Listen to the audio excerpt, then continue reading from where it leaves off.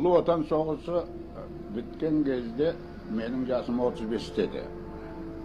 Ol gezde 9. Gvardiya Diviziyasının komandiri boladım. Al bugün bolatın bolsa yaşım 70'te.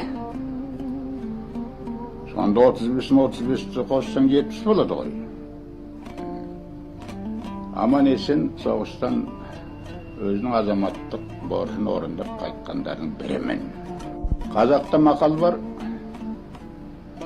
köp yasağından sorama, köptü görgünün sora degen. Жалғыз мен емес, біздің ұрпақ. Орысша айтқанда наш поколение дейді. Біз көпті көргендердің біріміз. Азаматтық борышымыздың бірі өсіп келеткен ұрпаққа.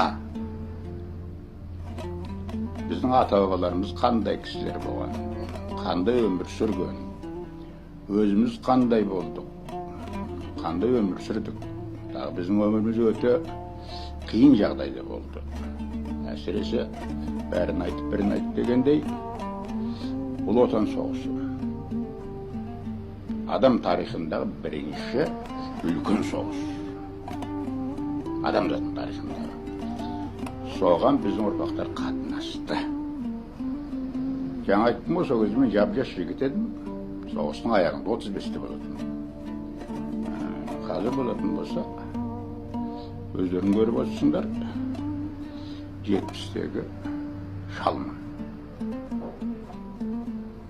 Менің үлкендер де бар, соғыс қатынасқан. Құрдастарым да аз емес.